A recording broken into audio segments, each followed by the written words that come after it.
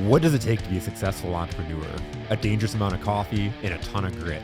My name is Jason Tracy, and every week I interview business leaders to share their stories, life lessons, failures, and advice with you.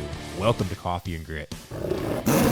What is up? What is up? What is up? Welcome back to another episode of Coffee and Grit. And, just listening to that intro, I was just thinking about something I read this weekend.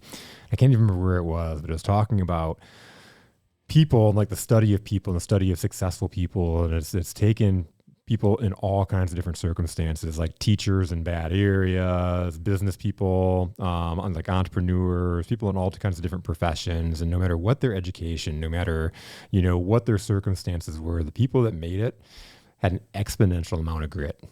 It was like the grit was the determining factor of whether they made it and what their success was. It didn't, no matter how smart they were, how much money they had, or whatever, it came down to how many times did they get back up and make it happen. And that's what this show is all about. And I was talking to somebody this morning who'd been listening to the show, and he was like, just getting, listening to people's journeys and their stories. And he was like, hearing other people going through this and realizing you're not in this alone, that other people are going through life as well. And a lot of times we're vulnerable and we think that, something that's happening in our house or something that's happening in our life, the other people may not be going through it, and we can really be locked inside. So I'm super excited to have my friend Shasta Grifka on today and talk about some really cool stuff. First, I want to make a couple of announcements because we're moving up on summer and there's a lot of really, really cool things going on. So first off, I don't know if anybody knows this, but here in Brighton, Livingston County area, I have started doing in-person sales development courses for entrepreneurs that are responsible for revenue generation. And what does it mean? Entrepreneurs responsible for revenue generation. It's probably everybody, right?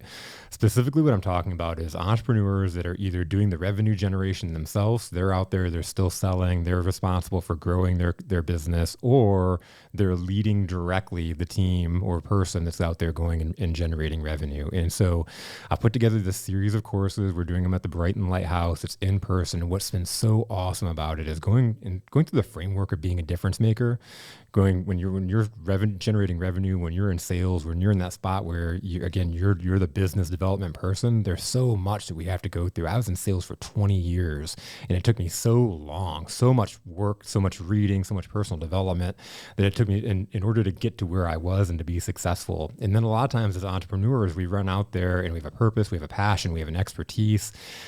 Often we haven't spent a lot of time in sales, and even if so, now we got to sell ourselves. And I know that was a hurdle that I had to overcome as well.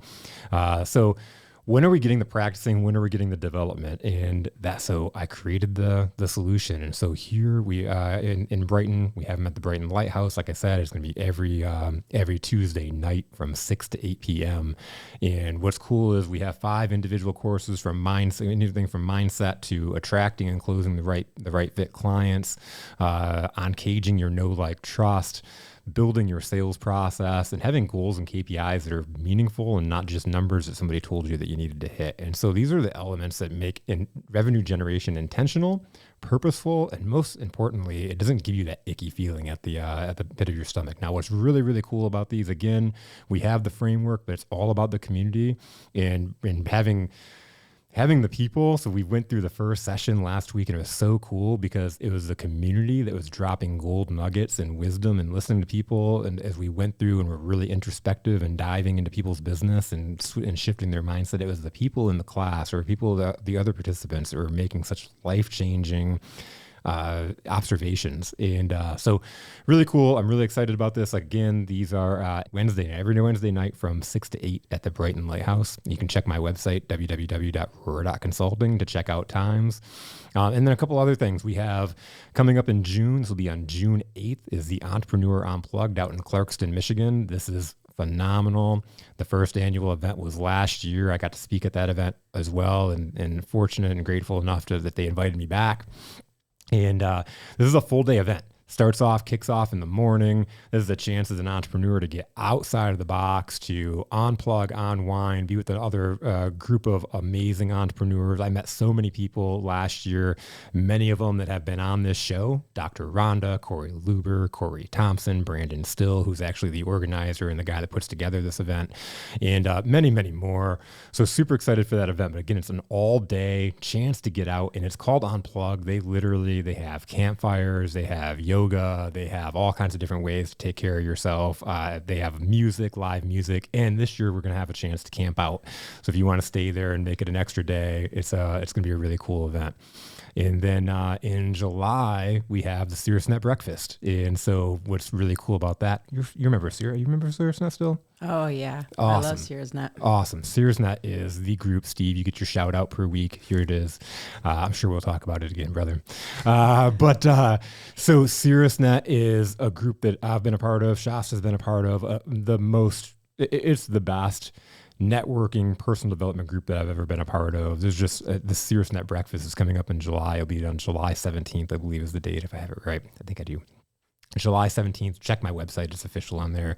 July 17th, it's like drinking from the fire hose with all the best people. Mm-hmm. And what's really, really awesome this year is every single guest that's ever been on Coffee and Grit is invited as a special guest at the SiriusNet breakfast. And it's usually been limited to only SiriusNet members. So super excited to be able to give back to my community and the people that have been on the show that are not already on SiriusNet. Because the really cool thing is there's been a really cool Venn diagram of overlap. A lot of people that are in SiriusNet, like Shasta, for example, that have been on the show, but those that haven't are able to get out there and meet. And if you haven't heard about SiriusNet, if you haven't heard about this breakfast, reach out to me. It's a really cool opportunity again to meet a lot of awesome people. So speaking of meeting awesome people, when I first started my business, 6 years ago now, I met one of the first people I met was Shasta Grifka. There's a crew of, like, I call them the OGs of people that as I was out meeting people, it was the first time I'd done any kind of networking as a business owner myself.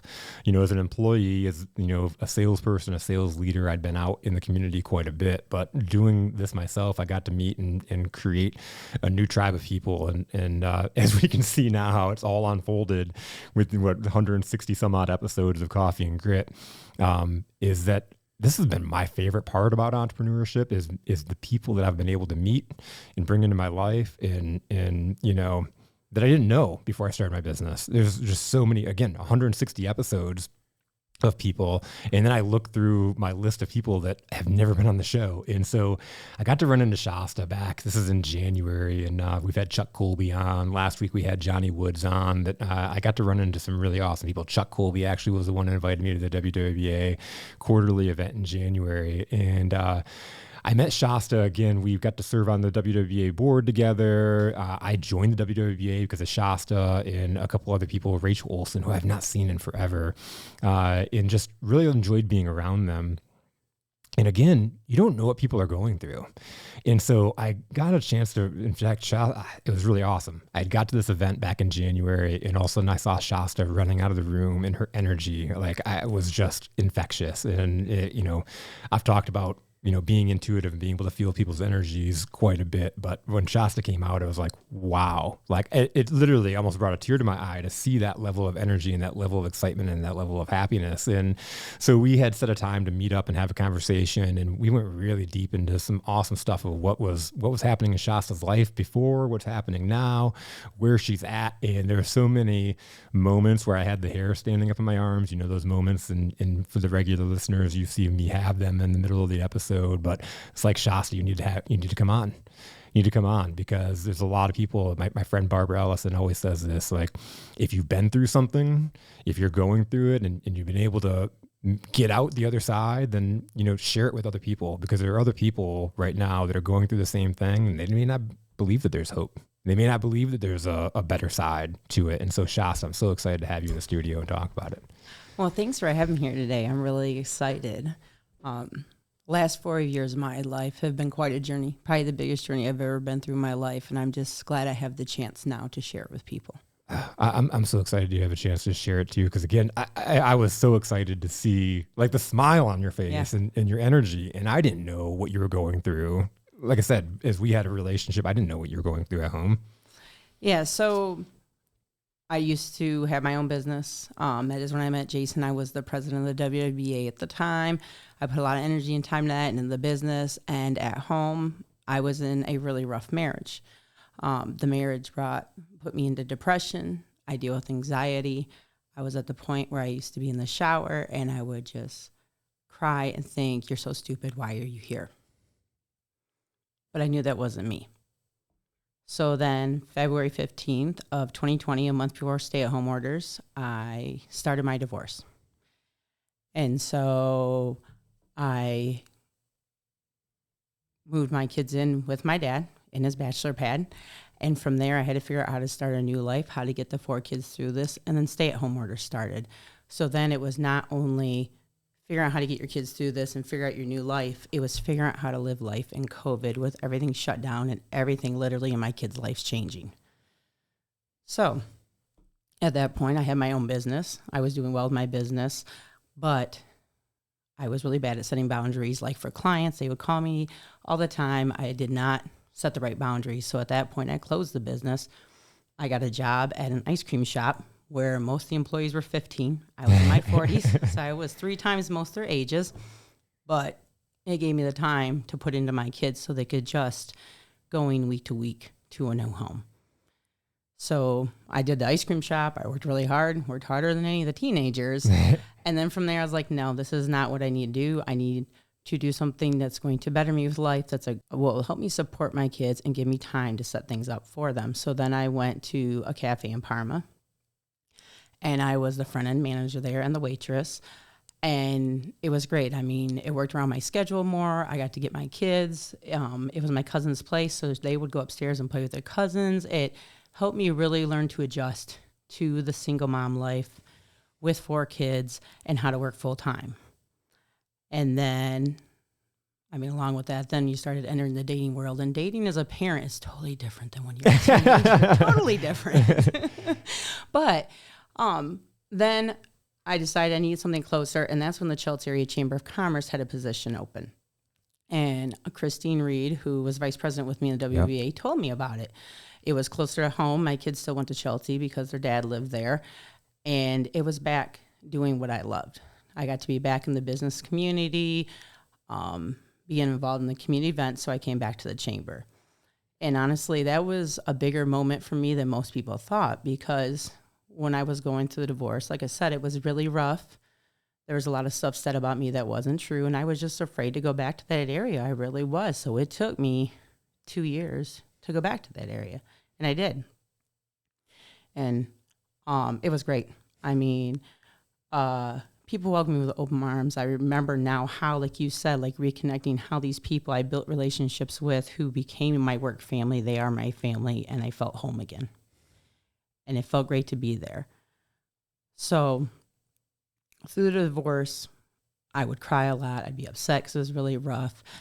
And I was like, no, you cannot cry all the time. You can't keep breaking down, because then how are you going to get your kids through this? Honest to God, my 4 kids is what's got me where I am today. I don't know where I would be without those kids, because no matter how bad I felt, no matter how stupid I felt, no matter how bad I didn't want to be here, I had to be for those kids. You had a why driving you. Yeah, they were my driving force behind everything. So then that's what I kept doing, was I worked on myself professionally. I got back in the chamber.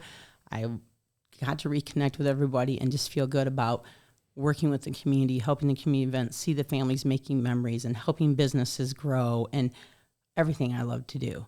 And then through the last 4 years, I've also decided to work on myself personally, emotionally, and mentally. I went to counseling, which helped me figure out a lot of stuff. I no longer deal with depression, and I do have anxiety. That's something I have to deal with every day, but I deal with it naturally. I learned to relax, and then I looked back on volunteering as a mom and when I was working, how I put all the time into like the preschool, scouts, and everything else, and then take care of the kids, take care of the home, sometimes get anywhere from 0 to 4 hours sleep as a parent, you know? And I realized I had to make priorities. When it came to dating, I had a list of red flags that I wouldn't put up with ever. And I mean, some guys I talked to for 2 weeks on the dating apps, I saw anger that was way too early. It was a big no. So I wouldn't put up with it. And I set boundaries for myself. I set the red flags, the things I wanted to see, the things I would never put up again, that I'd be single for the rest of my life if that's what it took. And then I met Jimmy. And Jimmy's amazing. And honestly, he's the person that helped me become who I am. He stood by my side.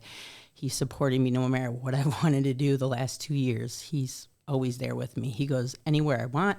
At the chamber, when I said, what are you doing this day? He goes, where do you need me and when? And I'll be there. Whether he worked all day at the restaurant as a chef, he still would be at those events for me if I needed coverage. He is definitely a big reason why I became who I am. And then my kids, I wanted to be a role model for them. So for years when I did have the business, as you guys all know, they came and networked with me. Yeah. They networked. So from 6 years old on, my kids would come and they'd play euchre at the table so I could run the events, or they would stand up, do their 1 minute commercials and invite people to come support them. So now they've been watching the last 4 years where I have learned a healthy way to deal with stress, not suppressing it, not getting to the point where I just break down because I don't handle it. When bad situations happen, I've learned to find the positives in them and learn from whatever's happened. If something happens to somebody, then how could that have been done differently in the future? If I learn from things, then it helps. I've had a lot of tragedy in my life, and that happened over the last few years and did lead up to where I was going because I have lost a child. I have lost my brother and both my brother-in-laws. And I've learned that you can't suppress those feelings, take care of everybody else. You can't just push that aside. You have to take care of yourself. So from those situations, I've learned, like, I would finally cry in front of my kids. And honestly, they handle that stuff healthier now because they see it. They see it, yeah. Yeah. And I'm honest with my kids. I've had to have a hysterectomy due to medical reasons. And I actually talked to my kids about it. And it truly helps. I've seen other people's kids go through medical stuff and they don't know what's going on. So I've learned to have more honest relationship with them, and it's helping them. I mean, the kids are my daughter. My oldest daughter is the first teen ever for Chelsea, for Citizen of the Year for Chelsea. She's the first teen to ever win that award. They're doing so many great things, and they're following my footsteps, and it's great. And what I really had to do is just look at myself, and you have to keep yourself calm, and you have to make priorities. Like B&I the other day, someone just asked me to do something. I said, no, you got to learn those boundaries too. I can't take everything on. And I've spent the last 4 years trying to work on myself as a person. And now I go out in the world and I'm confident. I realize who Shasta is. When I'm SearsNet,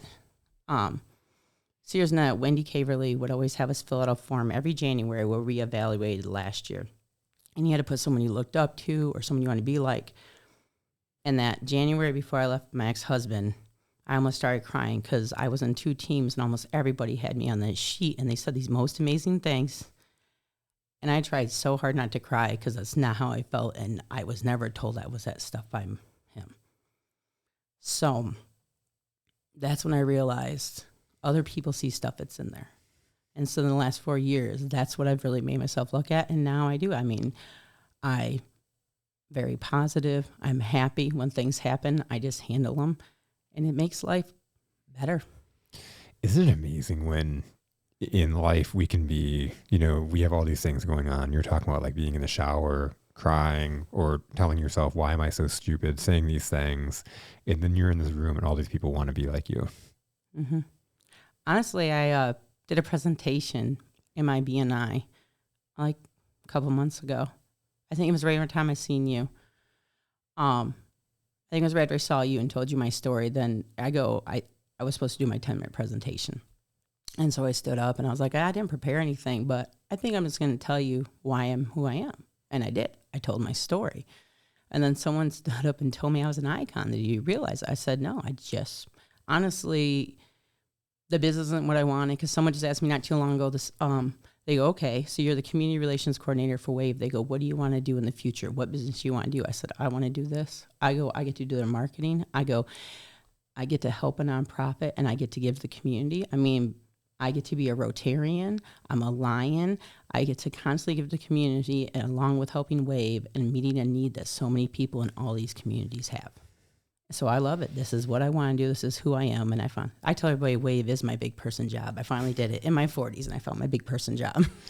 Well, it's so cool because you're talking about even finding Jimmy, how do you find the right person when you don't know who you are? So it's finding Shasta, right? In whether being a business owner or not, it's finding, you found the thing that fills all your buckets, being involved in the community. Like, yep. That's what I mean. My whole life, I knew I wanted to be in marketing. I mean, I had my own marketing business in high school. I competed in DECA, and I was the DECA president because, if there's a way to volunteer, it's Shasta. She doesn't say no. Shasta says no, so now I'm learning. But, yeah, and then it was really the chamber. That's why I figured I wanted, because towards the end at the chamber, I was going out and kind of being like the membership person, the community relations for the chamber and building relationships. So I knew that's what I wanted to do. That's how I wanted to do it, because then you can help so many people. And that's what makes me feel good. If I can help people, then I feel better for the day. So awesome. It's so awesome. It's so awesome you could find it. And I loved that time because I went and visited you at the Wave office, and like everybody's so nice, and I got to meet so many cool people there. And the organization is amazing. It's very supportive, and I've heard stories how a few of the drivers have left to go work other places, and they come back. Quite a few people, they come back, and even we had a driver retire. We had a driver who did go somewhere else, but they're still on the sub list because they still want to come drive for Wave. It's very supportive. And then I love it because I kind of got to take over employee appreciation, so I got to plan the first Christmas party since COVID for them, and we're going to have a picnic, and Curtis Chiropractic, and Masusin, and all of our drivers and admins got chair massages. So it's been really neat to be able to find ways to show them we appreciate them. That's so cool. And what a way to give back, because I'm sure like they are feeling it from driving all day. Yeah. So it's nice because I've been there almost 6 months now, and now you can see they're starting to, trust me. I've been there long enough, and I'm showing them, so it's great. And our ridership's going up and everything, so I'm making a difference, and they're really getting into it. And now they're coming forward with ideas. So it is. We are just one big team at Wave, and it's great. It's so cool. And I think I probably shared this story with you when we talked, but for me, I grew up in a really abusive home. My dad was a super abusive guy, and it was going to be my 12th birthday, and my mom asked me what I wanted for my birthday, and I had said, the only thing I really want, I don't care about a birthday party or anything else like that, but the only thing I really want is for you to find a way to leave here. Because if not, I don't know, as going on 12, I saw things getting really bad for the both of us, and she found a way to do that, and it changed our lives forever. And so to have that strength as a mom, and like, you talk about, the kids watching, I can only imagine what they're seeing as they're seeing their mom get healthy, become an icon. You know what I mean? Like seeing your story change. Yeah. And they say things because I'm very much about communication. Like that's the great thing about Jimmy. He's the first person I've ever been with that just communicates with me. We can say anything to each other, and there's no, taking it the wrong way or getting hurt. So I've tried to raise the kids the same way. So they have. They've come up and told me how they're proud of me and how they're noticing stuff and what they're learning from me. And when my daughter did her acceptance speech, I had proofread it for her, and she added a paragraph at the end that I didn't know about, and it was about how she had learned all that from me. And so it is, honestly, that's probably one of the biggest rewards is watching them and what they've learned from me and how it's bettering their lives. It's huge. Mm-hmm. They're almost adults. I'm in that scary. You have a teenager. It's scary. Yeah. Last year I was like overwhelmed teenage mom, but at this point I've just realized how close I am to having 4 adult children. The youngest are 13, but it's really not that far away. It's so true. It's so true. I only have the one, and it's like I was telling someone I met up with this morning. It's like treasuring every moment. We went to every practice and all those kind of things throughout the years because it's moving so quickly. It is. Jimmy and I, we try to be at every game, every concert. Like this Thursday, I can't even be at the track meet because I have to go to this meeting, and he's going to go to Alex's track meet. So we try to be at everything we can because these moments are very numbered. They are. Yeah. And it's like, it can be overwhelming, I'm sure, especially with 4, it's like practices and all these everywhere, right? And driving them to work. And we talked about not having, not driving. To 10 p.m. is not mine every day of the week because we're going somewhere or I'm driving someone somewhere. So yeah. Like, working and being a mom and doing all that stuff. How do you get it all done? Well, having an amazing boyfriend and having very supportive friends helps Yeah. because they do help with the rides. They do help go to stuff. But definitely my phone map. So one time one of my phones broke, and this is before I had everything tied to Google, and I was not worried about the pictures because they were backed up. I was worried about our calendar, the calendar. I have the family wall app. Anybody who has teenagers is amazing. They have to put their own stuff on the schedule or we don't take them. You put calendars in, so they have to put their work schedules in or their practice schedules in, or they don't go. They don't get rides then. That's awesome. Yep. It's all color coded in there, and then it all goes over to my Google Calendar, so I can just look on my regular calendar every day and see what we have. Yes. Nope. Some of it goes on. It teaches them responsibility, but I have 4 teenagers. I can't do it all. I mean, that's one thing I've had to come to terms with is mom guilt, that not everything's my fault. And I've come to terms that just within the last month completely, so I'm a lot better. I don't know. I mean, the biggest thing I do, too, is I take life day to day. Like, I know the stuff coming up. I'll look at my week calendar, my month calendar for work to see what I have to prepare for. But honestly, to not get overwhelmed, it's one day at a time. Like the night before and that morning, I'll go over what we have to do and make sure we have everything. And it's the easiest way to do it. No, it's a killer. It's plugging in systems. But what I love about that, again, is it's teaching them, I'm sure that they will function very well in calendars and setting up their days because they're already used to it and putting that kind of a system in place. Yeah, it's funny. I will see them use my little ones. Like my youngest daughter is very, very forgetful. And so like she has an alarm to remember to feed the dogs every night now. Because she's like, well, I don't realize it's 7. I go, well, then that's why you have a phone. Put it so they're learning, yep.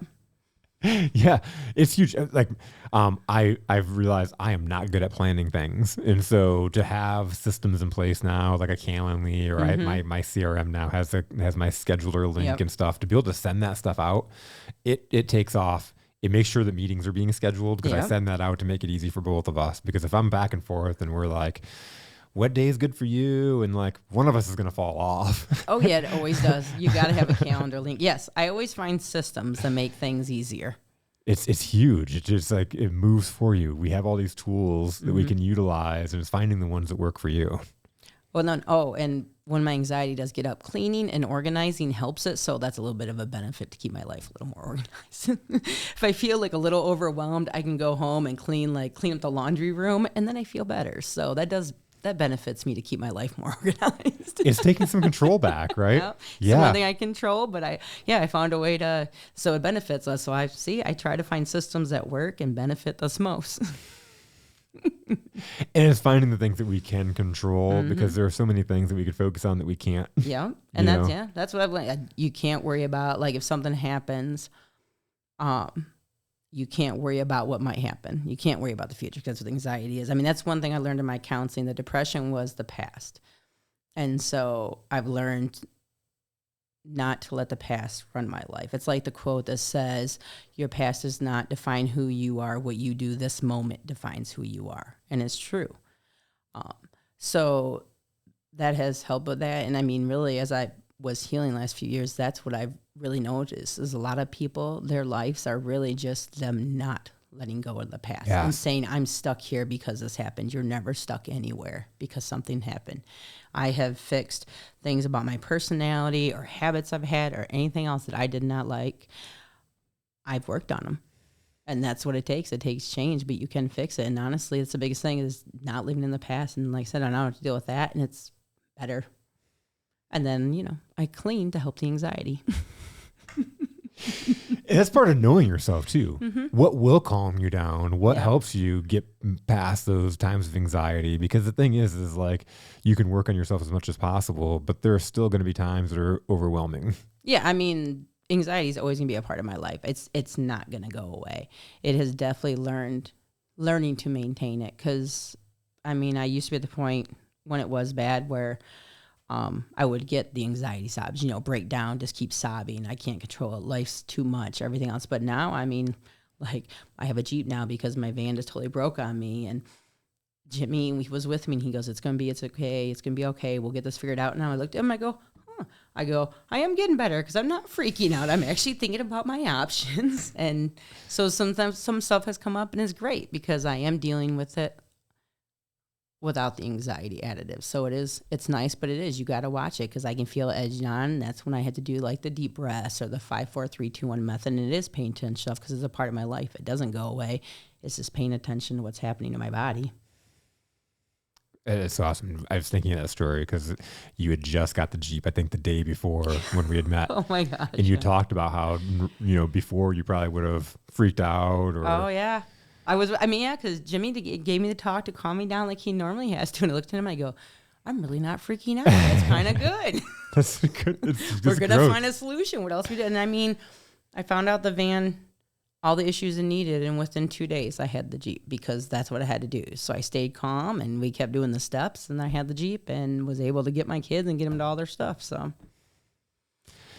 It's huge. We talked about the comfort zone in a couple episodes, and it's like, staying in that comfort zone, you feel comfortable, but at the end of the day, it's really it's a pain zone.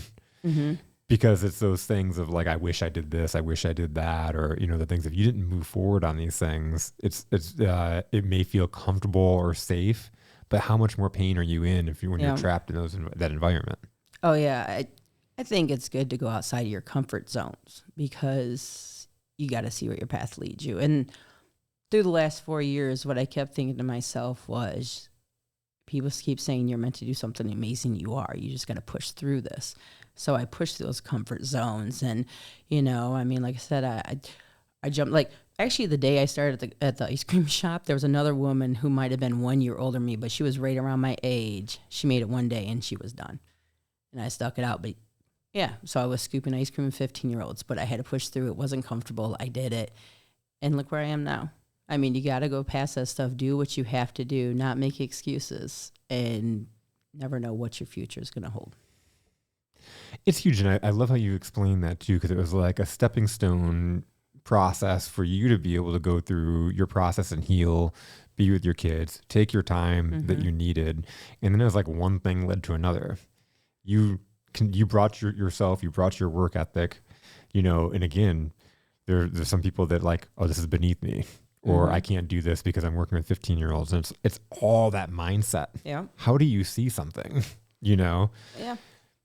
Most of life is a mindset, and what you're lying to. When I started the ice cream shop, I had to have some place to support for my kids, and they hired me quick. So it was a start. And then if I didn't want that, then I had to find something else. I was still training. I think a week I was there, and they go, okay, we're going to leave you alone today. And I go, so am I in charge? And they go, yeah. And I'm like, I'm still learning. I've been here a week. Like, I don't even know everything in the store, but okay. And they wanted me to become a manager, but I knew I didn't want to be a manager at that place. So that's when I stayed there till I found the next thing. And that's just what I kept doing. Life is really about learning. No matter what you go through, you can take something from it. When I was talking to my son last week, I was telling him, because he was talking about someone that's really book smarts, but not like common sense. And I said, actually, when I was a teenager, I was really, really smart. And the person that I worked for, when she would go on vacation, she let me run her place. But she had told me, she goes, you're really naive. And she had explained this out to me before I graduated high school. So I took that from her. It's like, I don't want to be like that. So now what I do in life is I learn things I see, like the networking events. I have literally sat through, I don't know how many PTNs, the networking lunches, and listen to people's spiels. There'll be different people at a time, but if you really listen to those, you learn stuff. The painters will give you tips. Like my picture, one of the photographers at Chelsea said he loves taking my picture because I always have my face perfect way. It's because Mary Bortman's taught us the right way to stand for pictures at another event. All I did was pick up stuff, observe people, learn from people. And it's been great because I didn't want to be naive. So I take anything people give me or anything I do and learn from it. So huge. I was just thinking about this morning. I think any success I've had isn't because of somebody else's, because I'm so smart. It's because I listened to somebody else. And I was explaining that because somebody asked me about the coffee thing and how that all happened. And I started explaining about, I got this idea from somebody else. And then somebody else gave me the idea for the name. And then, and then I called up somebody else to make the coffee. None of it was me. No. I just listened. You listen to other people, and it's amazing what you can come up with. And then you talk to people about stuff, and they can give you ideas, and it just snowballs into something. Yeah. I had this guy, and what made me think of this morning as I was thinking about this, we can be so successful when we open up our ears and listen to the clues all around us. everything you're talking about, the clues, and you could have taken that feedback that person given you and been like naive. Like you could have taken it like, I'm not naive, and just rejected that versus I'm going to work on this and change it. And you made it a strength. Yep. You know, you made it something that you're always coachable and you're always learning from people that they're like giving their tip at PTN, right? Yep. But I had this guy that he was a manager of a location that wasn't doing very well, and he came out to visit me and was like asking me all these questions about what we do and how we're successful. And then he started sharing with me this loyalty program that he was working on for his customers. And he described this program, and I'm like, that's a really good idea. Like, and as he's describing, and I was like, wow, that's smart. He came to pick my brain. I took his idea and ran with it, made it I flushed out a couple things that he was like, kind of like missing on, and implemented it into our organization. And it became a big driver for us in our referral and loyalty program for our clients. Like he came to learn from me. I don't know if he ever executed anything that I talked about, but I took something from him. You can learn from anybody, no matter where they're at. Like if I was thinking like, oh, this poor guy, I'm going to help him, he's a failure, blah, blah, blah. If I'm in that mindset, I'm not going to get anything out of that. I'm looking for how can I learn from my clients every day. Well, that reminds me of a conversation we had at BNI this week. So we had our area person do the presentation that week, and he's actually a financial advisor, and he had talked about how he met with another financial advisor and learned something from him. Yeah. And he goes, you really could learn from your own. But when I was a digital marketer, I had like 2 or 3 other digital marketers that we would do that. We would contact each other, bounce ideas off each other. Even now, when I'm thinking of marketing ideas for Wave, I go and sit with some of the other marketers in the Chelsea Chamber that I know and trust, and we'll bounce ideas off them, and they bounce ideas off me because that's another way to learn. I mean, so many people are in the same field, they'll compete. Yep. I mean, to be honest, you take one of the cities, take Brighton, one marketing company to do all the businesses in Brighton, that's not feasible. Right. Work together, and you can learn so much more and come up with so many great ideas. Yeah, same thing for me with like sales coaches. I've built relationships with so many other sales coaches, and it's led to so many really cool things. Dan McPherson? Yep. So I met Dan. Dan does a very similar thing to what I was doing, what I'm doing. And we met, and like, he's an awesome guy. We built a really good relationship. And then it happened that it was like during COVID, he had a client that he knew I had a client that was in IT, and he had a client that was a chiropractor. And he was like, my client is looking for an IT person that's like reputable and good. Is there a fit there? And I'm like, oh my God, yeah. So because we had that relationship, we were able to connect them, and that ended up becoming one of their best clients. Oh, that is awesome. And it's like, again, if you have a scarcity mindset, it's like, I'm not going to go talk to that guy or build a relationship or have like a snarkiness towards him because he's in the same thing, or, and so many people do that. But what kind of world opens up when you connect and build relationships? They're going through the same things you are. I think that's a big part too with networking, because I learned networking as soon as I started my business. Leslie Oliveris introduced me to SearsNet, and she introduced me to networking. And that's what I realized too is, really for networking to be the best experience it can be, it's not just you going out and meeting people, but it's you connecting, building your network with people you trust. Yes. Because it does show. So if people realize you have like painters or IT or something that and they go to trust you, you become a help to more people. But then you can introduce different businesses to each other and help them. And that just, it makes the whole experience better than just trying to get your next sale. It's so fun being able to connect people with people that you know are really good, awesome people. And I'm not a big Grant Cardone fan. Grant Cardone is very like in your face, and some people really like that. And I think there's some good stuff you can get from him, but so a lot of people try to be Grant Cardone, and when you try to be him, like it's hard, right? Yeah. Like he's him, and there's like 5% of people that are like that. Yeah. But he talked about in this video I saw this one time about like dominating a space. And I talk about this all the time, like dominating a space. And he was like talking about, he went into this client and he got her like this really cool poster with something that they really enjoyed. It was some movie that they liked. And he brought this poster in. It was like autographed. It was like this really cool special poster. And he hung it up on their wall.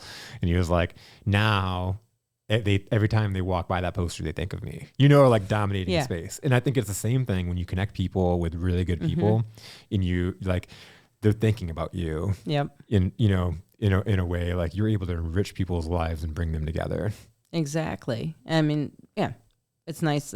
That's nice about having the network, and it's just a good way to benefit you and the people around you. And that's what's important. When you're part of a network, you're a part of the whole network.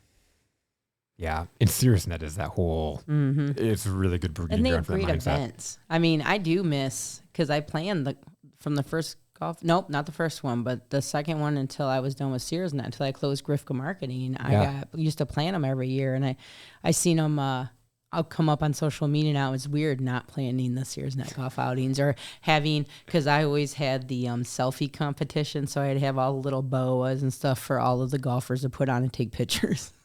I actually just talked to Steve not too long ago. I actually called him for advice because I had to call him about Referraltopia when we used to do it in person. Yeah.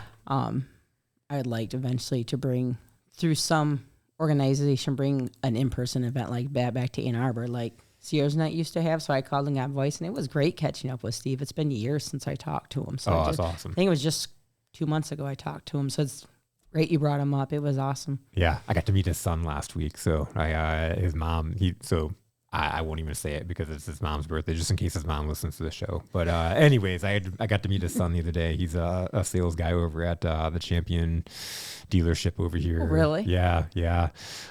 Killing it, crushing it. It was really cool. As a sales guy, I came in and him and another guy were role playing, and I was like, this is awesome to bust into young guys who are role playing sales. Like, I'm ready to go. Let's go. You just don't see that very often, so it's fun when you can see it happen. Yeah, you see, and it's the role playing is really important because then they get to practice, like you say. I mean, when I was applying for jobs outside the chamber, I had to decide which way I wanted to go with my career. I picked community relations because I could get sales jobs. I used to get over 100% of my sales goals, no problem. I mean, when I worked for the phone book company, they wouldn't even accept my 2 weeks notice. And I was like, well, I'm leaving, so whether you accept it or not, here's my 2 weeks notice. You're not keeping me here. Can you do that? No, I don't accept. Like, okay. So, well, they charged me back for other people's accounts. And I was like, I don't want these other people's accounts. I signed mine and they pay their bills. So I left. But yeah, they're like, yeah, we're not going to accept it. Well, I'm leaving. So, but yeah, I mean, it wasn't my thing, but yeah, it is. I'm glad you do the trainings that you do because it is relationship building, just like everything else. Yep. It really is. Cause if you, it's like the doorman videos. Okay, so I watch the doorman videos, right? Because the person always wins or whatever, but it teaches a good lesson. But honestly, the salespeople in there is totally the stuff like you teach. If you watch doorman, the people who take the time and are nice to everybody and gets to know them, they do well because it's all relationship building. I mean, that's what life is, whether it's personal or professional. It's relationship building. It's all it is. It's so fun. I had this young man that I was coaching when I first started my business, and he was employee of one of my clients, and he was like, "This is so cool because I come to you thinking I'm getting better at sales." He was like, "But I'm finding my interactions with my fiance better." He's like, the other day he was like, I was sitting and I was listening to my parents interact, and he was like, "I never want to communicate like them." And so he started making adjustments, and this guy over the course of, we haven't worked together as far as like, I haven't coached him in 5 years, but he messages me at least once a week. Really? And it's so cool to see the growth of his relationships, of his, like how he is as a father, like he's crushing it in his profession. And it's cool to see that, but it all comes down to communication and how he adjusted. This guy was a used car salesman when I first started him. Like he was like, shooting pistols, fast talking, thought that sales was like a scam. And so it took a lot of sandpaper to get him to where he is. But he embraced it and realized, oh, I can get so much further if I'm just real and like communicate with people. And being real. Being real. Yeah. You got to be you no matter where you are, whether you're at work, home, or whatever. You need to be the same you. Show people the real you. Don't be someone fake for people and put on a front because that never works well. You got to be you and you got to build relationships. That's one of the first things in the mindset. The very first course in this series is, who are you? right? When you say I am statements and thinking about who you are as a person, who do your kids see you as, who do your friends see you as, like thinking about that. Now, who are you when you call and try to make a sale? Who are you when you pick up that phone for a sales call? Who are you when you're in that sales meeting? If they're not the same person, then we got to get to that gap, right? Yep. Because you need to be operating where you're the most comfortable. And a lot of times in sales, I've been in sales for now, over 20 years plus, and people want to be like somebody else. I've had so many salespeople I've hired that's like, I want to be like the top sales guy. Well, that guy or that person has a completely odd, weird, different personality and quirk, and it's hard to be like that person. Let's be the best you. Let's take some of the stuff they're doing, right? Because there's a system and a process to it, but let's figure out what it works for you. Exactly.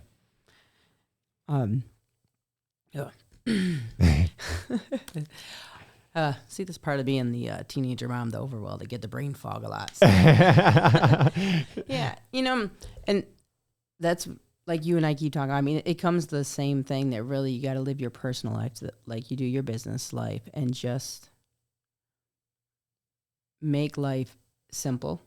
Don't make mountains out of molehills. All the corny sayings that you hear all the time. I mean, I was just, I was given these Bloom cards from Timber Creek Counseling at Rotary a couple weeks ago, and they have sayings on them. And someone had asked me, they go, how do these help people? Because like at our work, we're a team. So it's we, and these are all I. And I was telling them about the time when I used to be in the shower and I was like that. I go, the motivational quotes, I saved them all the time. They help me. I go, it helped me get through a time like that. I was like, so anyways, I go, and then you can use them for somebody else that, who needs help. And you end up taking them. I go, I guess it's kind of like the relationship and paying attention thing. You talk to people, don't realize what they're going through, but a lot of times, Absolutely. like, one of the things I try to do is I try to smile at people. I mean, going down the road, you'll see people. I mean, you really pay attention to people. People look mad all the time if they're off in the world. So I always try to wave at people, smile at them, make them happy, make them smile. Very much, well, Jimmy and I, when we go out to dinner at restaurants, it's always very interesting because we're both the type of people that people just talk to, open up to. I mean, I have heard some of the most personal stories from people I don't know. So when we go to dinner, like a waitress will ask us for a drink order, and then 20 minutes later, when she's done telling us about all the stuff that's been going on in her family's life, then she goes and gets our drinks, right? Has it been that way your whole life? Yeah. Yeah. Yeah, I'm a good listener. Yeah. So is Jimmy. Yeah. So everybody wants us to listen. But, I mean, just even paying attention to other people does make it a lot better. It's the whole basis of everything. It's our biggest human need is to be seen, felt, and heard. And for me in sales, like I got into sales because I felt like I was good with people. I didn't know what it was. I wasn't very self-aware, and I'm so passionate about it. And I love this conversation that started off at the beginning of you finding Shasta, because I think in order for us to have a successful, happy life, and to me that's what success is. It doesn't necessarily mean a millionaire or anything else. It's like you're happy, you love you love what you're doing. Are there things that could change? For sure. Are you happy with everything? Maybe not. But like for the most part, you're happy with your life. And I think that to me that's successful. But most people are not because they don't know what makes them happy. They don't. They just trying to find that out at all. They don't. They're just trying to survive. And really, you got to find you to be happy. I mean, it goes that you don't know people's story thing or anything else. I think people look at people who are happy and think, wow, their life's great. I want to be like them. Kind of like you talked about, be like other people. The grass is green on their side, but we all have bad things happen in our life. Absolutely. We all have bad luck times. We all have where it's all too much. And I think that's another thing that people don't realize. They look at someone who's happy and smiling all the time and just thinks they don't deal with anything. And you just got to do what makes you happy and not focus on other people and how you think it's probably better there. And it's finding you, and people just don't want to focus on it. It's huge. It's like I notice when when people come up to me and like, things must be going so good. You're everywhere and stuff like that. And it's like, I'm just a happy person. Like, and I could be going through a lot of shit. I could be going through a really bad day, but I'm not typically the person that you're going to see like me being wallowing in that because I know that what good is that going to do? What good is it going to do for me to sit and like really take a lot of time to cry about what is? I've got to figure out, one, where's the beauty in that? And I love how you said that at the beginning. You know, where is the beauty? Where is there good in this? 2020 happened and there was like a lot of stuff that was bad, you know, but I looked at where is the good in this? And a lot of it was finding and picking up people. Yep.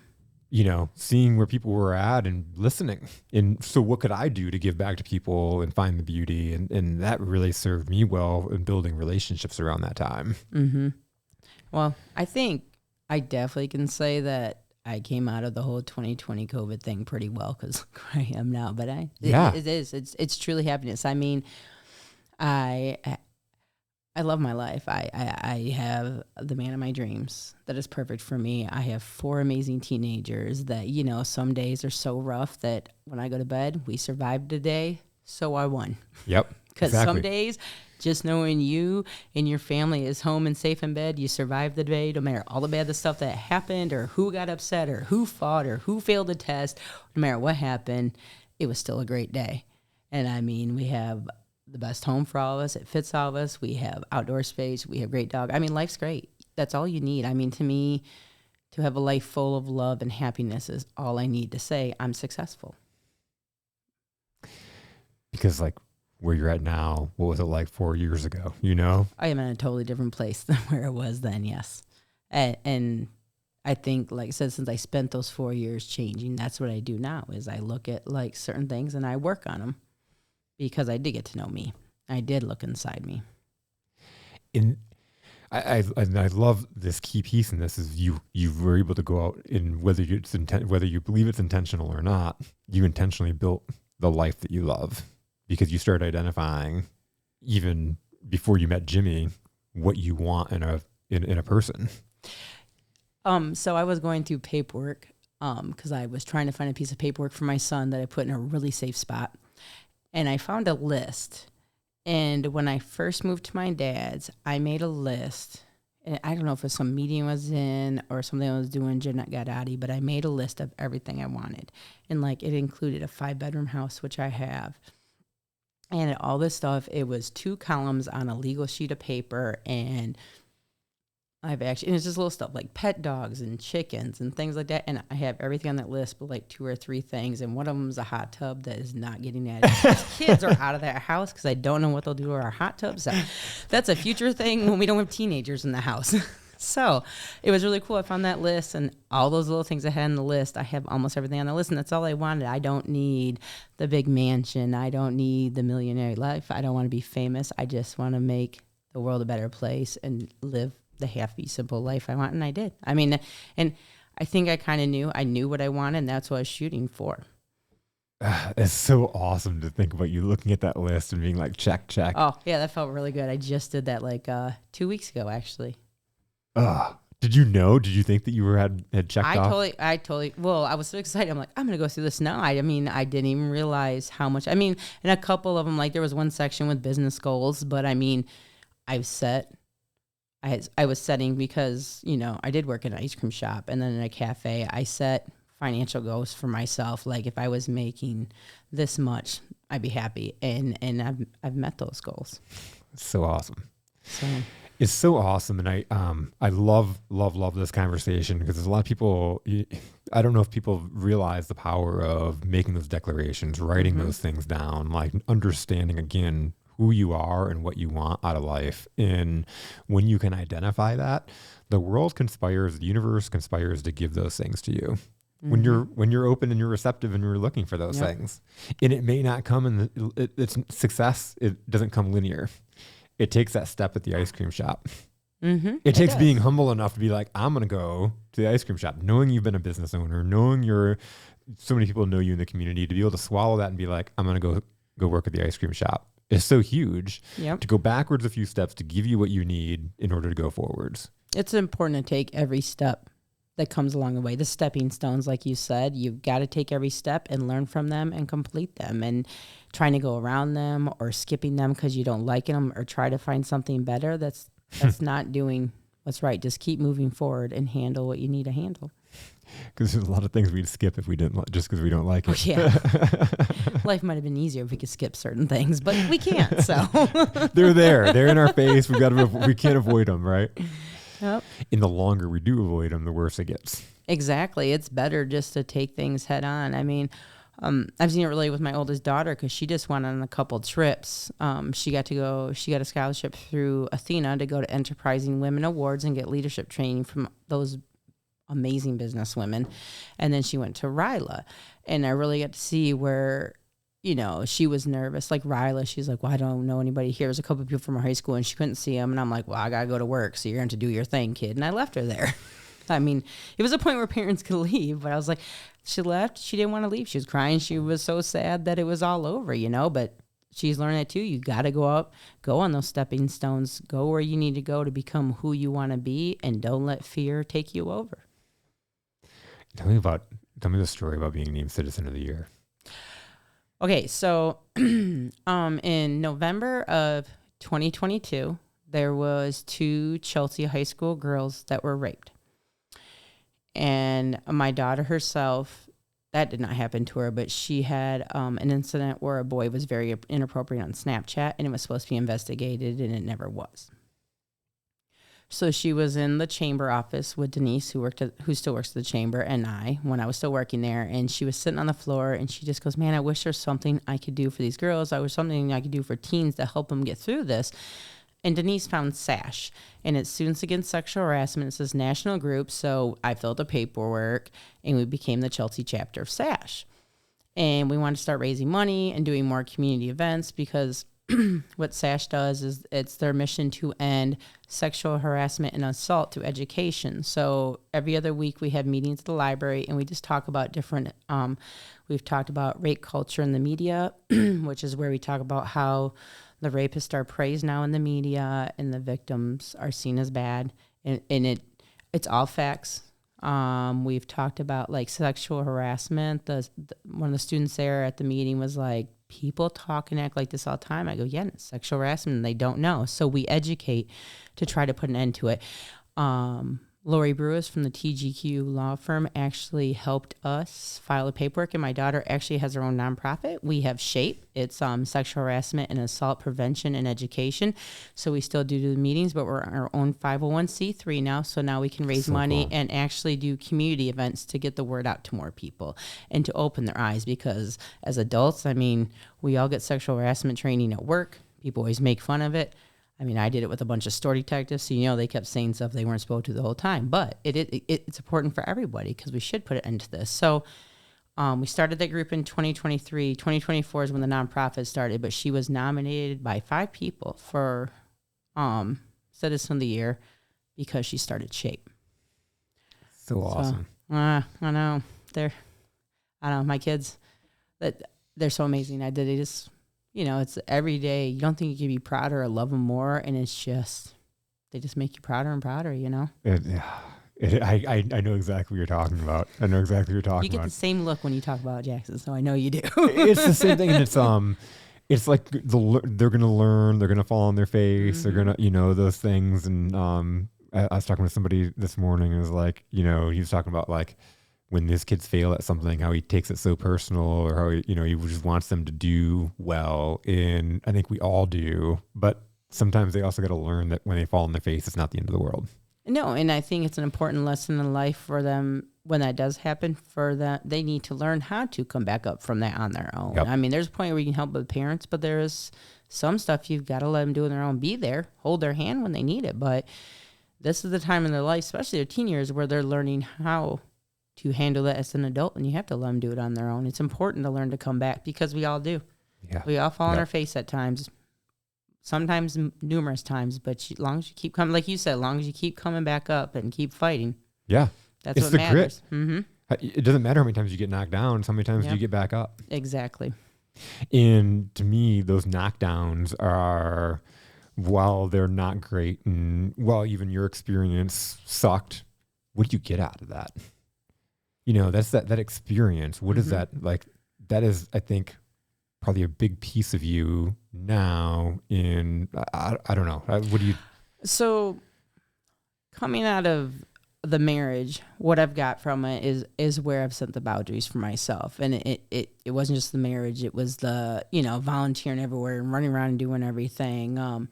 Because I am the kind of person that where I've worked or what I volunteered in, I always take most of it on. And if I don't take it on, it still gets put on me because Shasta will do it.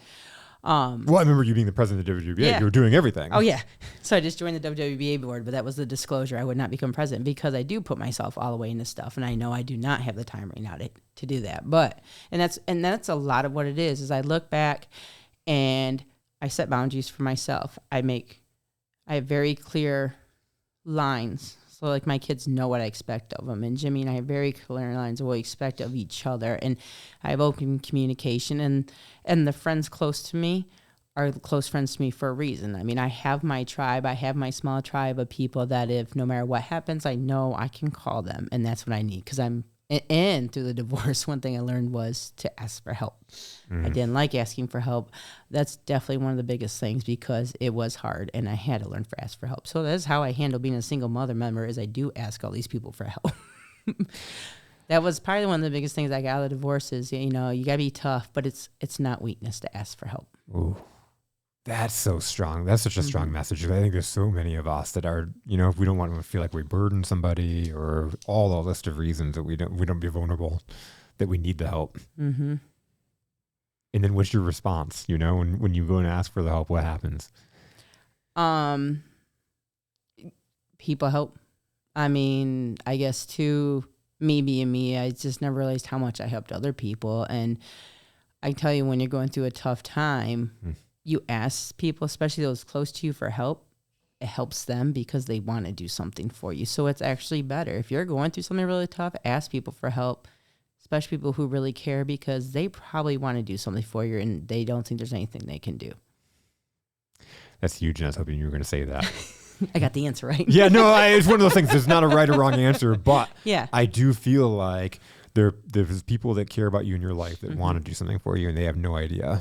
When somebody passes away and somebody's like, let me know what I can do. I think the people really would really want to do something. They just have no idea what to do.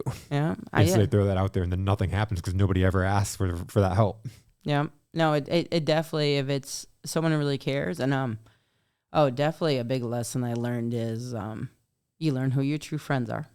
Definitely went through that. And I mean, it's the evaluating who's around me, who I surround myself with. Definitely helps.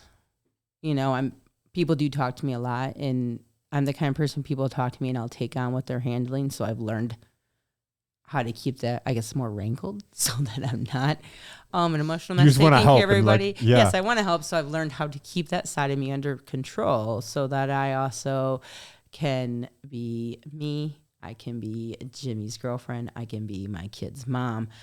And that stuff does not affect that anymore. So, I mean, that's what it's come from is setting boundaries and all that. That's what I've learned. And asking for help. You know what?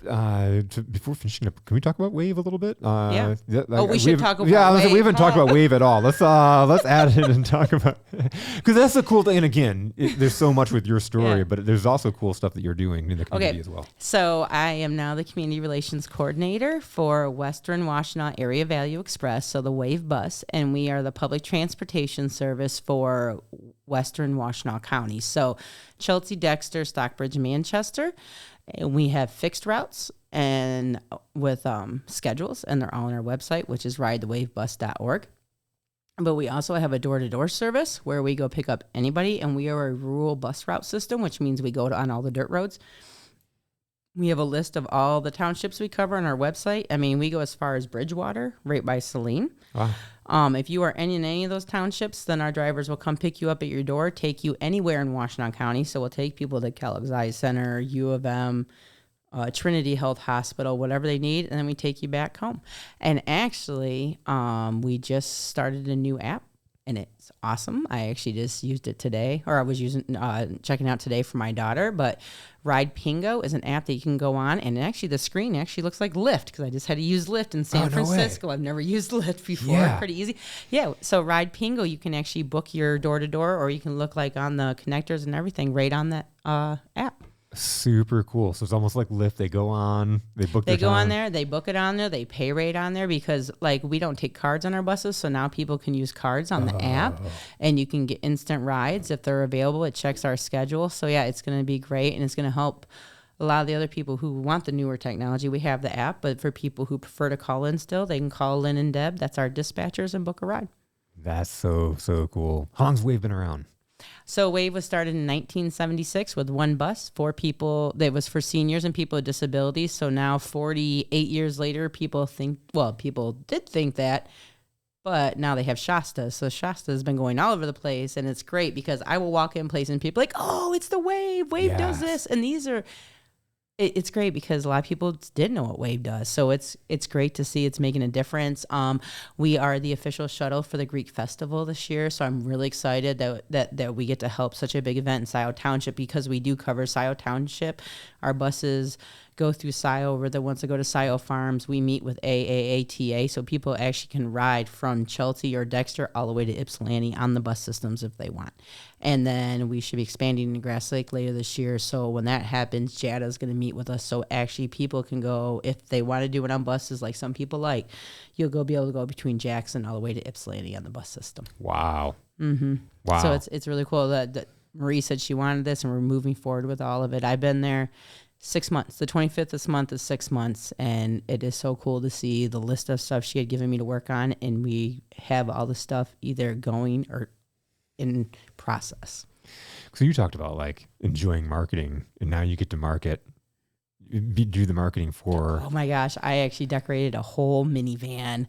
Biggest thing I ever got to design marketing for, and we're getting new buses later this year, so I can't wait. But I did decorate them for Christmas. Yeah, so it's been really neat. Like, I've done marketing for all kinds of stuff. I decorated a whole bus for Christmas. We were in like 3 Christmas parades. It's great. Oh, that's so I cool. love it. That's so cool. Because again, you get to take your talents and the stuff that you love to do and plug it in with this organization. And honestly, like compared to the marketing business, one thing I didn't like was how I couldn't focus just on one business. I like just being able to take all my marketing efforts and put it in one business. So it's great that I'm with Wave and I get to do it with something that gets more people on a bus and helps the environment, helps mental health because they're getting out of their homes, all of that. That's so cool. That is so cool. Yeah, I'm glad we had a chance to talk about that. I was like almost ending the show, and I was like, wait a minute. Thanks for bringing up Wave. We talked about it a few times, but like, let's dive in. I should talk about Wave. But the big thing about Wave that everybody should know is the Wave drivers. Actually, we have new social media videos that are going to come out.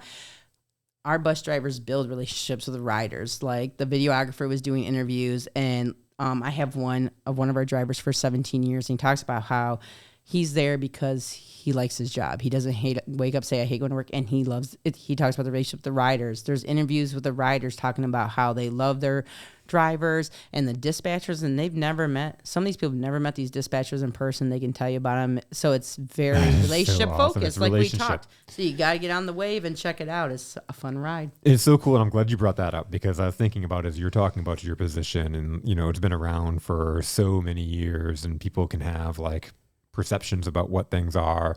You can advertise stuff online. You can send out emails. You can do all these things, but it takes people going out and talking to the community and doing the education and explaining it to really make that difference. And when you're out there and you're meeting people and you're spreading that word, it changes more rapidly than just hoping they see it on the website or, some kind of education like that. Oh, yeah. I think being in the community is important because, one, I think anybody should give back to the communities they serve, but also kind of like you were talking about earlier, where people constantly see you. It's like the networking. People constantly see you in front of them and then remember. So that's what it helps. Is I constantly go out there. And so now the Wave bus is more natural coming to people's minds. People that probably never even thought about Wave before are thinking about it because of you. Yeah. So it's awesome. It's great to see that more people are getting on that bus. And then they have family members and friends and people that that's they go when some people are like, to. oh, so-and-so can use it. And I had people I know that can't use it. I know more of them, they're getting their family members who benefiting from it greatly using it now. So it's nice that we're fulfilling more needs that are there. That's so cool. Again, that's like so purposeful when you're in a position like that to go and help more people. Mm-hmm. That's what it is. I mean, honestly, helping people is my purpose in life. It's cool when you find again, the vehicle. I told Jimmy, I go, I think I have an inner hippie. I mean, I really be happy with just living life happy and everybody being nice to everybody. Not realistic, but I have an inner hippie. I know I do. But you can play your part in doing that. And that's what, is everybody going to be happy all the time? No, but what can you do to influence and impact? I just do what I can to make the world a better place is what I try. Yep. I mean, we're here. And as long as you're taking care of yourself and you're taking care of your family, then the time you have left, help others if you can. I mean, if you're the time there's some people who just need the help and can't do anything for themselves. And so you take that time and you use it where it needs to be. And it's not doing nice things for people on with the thought of like, they'll give me something back or they'll help me later on. Right. You cannot. Yeah. I mean, but that does happen to your point earlier. It seems like the world is getting much more selfish. Like, I mean, look at the driving. People have that it's all about me mentality. More people getting cut off, more people not stopping. Yeah, yeah. And the world is losing that. So anywhere I can spread that, I do. And anywhere I can talk to people and tell my story and them realize if you actually help people, it's better. And it's better in the end because you're doing something good. You can't, honestly, I've seen it where you go out in the community and do stuff for people and there's people who take it one way and they did this and they did that and they're very stuck on themselves and it's all about them. Then you have the people who are like, look, this is done now. This is better. And that's what you get satisfaction from, that someone has something like they have a need. They have you fixed a need for somebody. That's what it is. It's the feel good about the situation because you did something better for somebody, not the other way. But unfortunately, a lot of people are going the other way and just like, look what I did, me. And how does that help that situation? How does that help that person? It doesn't. It really doesn't. Mm-mm. It really doesn't. And it comes down to the whole mindset where there's relationship, sales, leadership, no matter what you're doing, there's two types of mindsets. There's outward mindset and there's inward mindset. And outward is what's going on with you. What's going on in your life? If I'm thinking outwardly, I'm thinking more about you, your challenges, what's going on. If I'm thinking inwardly, I'm like, what's going on with me? Like, so if I'm in a sales atmosphere, for example, I'm worried about my commission or I've got to make this sale. I've got to pay my bills. I got to buy that boat. My boss is going to write me up if I don't make this sale. You think about all these things versus if I'm thinking outwardly, I'm thinking about what's going on in Shasta's life. What's her goals? What's her vision? What's the challenges that's preventing her from getting there? And how can I help? Whether that's a service or a product I have or somebody I know in my network, in my connections, how can I help Shasta? Mm-hmm. It really does. I think it is much more beneficial in life to think of others than just to be selfish and think about yourself. I mean, it's a lot more fulfilling. And I believe it leads to a happier life. I mean, if you're constantly looking at yourself and not thinking about others, you're going to be stuck in a rut yourself. Yeah. You're never going to have that full satisfaction in life.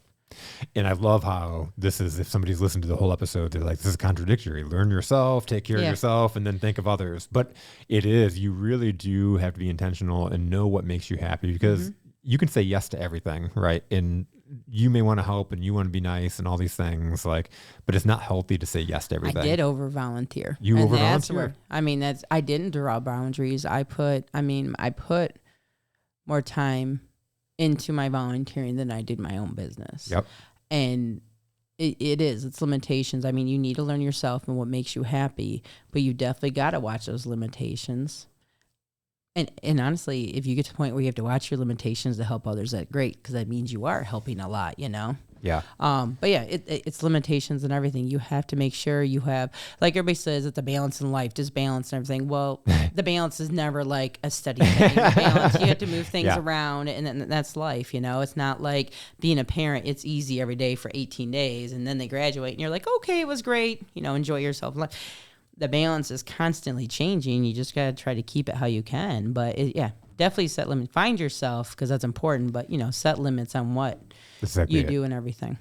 If you don't find yourself, if you don't stand for something, if you don't have like an understanding of what you want, it's so easy to say yes to everything because you want to help the other people. But when you can intentionally know what makes you happy, what lights you up, what your purpose is, who the people are that you want to surround yourself, you can live intentionally into this while going out and thinking of other people. is to my point. Those two things mix really, really well. Yep. And to go back to like, you talked about people when they're on the road and they're cutting people off and stuff like that. They're not thinking about them as people. If you're thinking about like your mom cutting you off in traffic, you'd be like, oh, she probably needed the space. You know, like, oh, she didn't see, you'd give your mom all the, this is a really good example. I dropped my son off, this is several years ago, probably about 8 years ago now. I dropped my son off at school and I had to go to work afterwards. I had to go to a meeting all the way in Jackson. And so I was like on a time limit. And as I was pulling into the elementary school, somebody in a van came flying through the other way and cut me off and pulled into the parking lot. And I was so mad. I was like honking the horn at that person, like waving at him, you know, all that kind of stuff. And like, I was like, even after the event, have you ever been mad at some, like, and you're still mad, right? I'm steaming throughout the day. Day passes, I forget about the situation. I come home, and every Thursday at that time, my son was going to his friend's house after school, and like his friend's mom would pick him up, and then he'd hang out with them until I got home from work, and I'd pick him up over there. So I go to pick him up from his friend's house, and Allison, the mom's like, "Hey, how's it going? I saw you in line today. I was the one that pulled in front of you." Instantly, I felt like an asshole. I felt bad. I was like, this is a person that not only do I know, they watch my son every Thursday. And I was like honking the horn. I didn't know it was her, right? Yeah. It's so much easier to yell at an object. It's so much easier to tell off an object. Once you find out it's someone that you know, you're like, oh my God, I feel horrible, then you right? feel bad, yeah. If we can think about people as people and that we don't, you know, what's going on in their life? What's going, you know, I didn't know what was going on in your life. And you talked about earlier, like sometimes you just smile at people and it means a big difference. Like if someone cuts you off, I try not to get upset about it because I think about like what is going on in their life. They got to get to work. I've been in that situation, you know, where, and so if you can put yourself into other people's shoes versus like, this is an object in my way, it's a big difference. Yeah, I think people need just to remember you don't know the other person's story. Yes. Look at people as people and you don't know the other person's story. You don't know why they're like that right now. So true. Shasta, thanks again for coming down. This has been awesome. Thank you so much for having me. This has been great. My pleasure.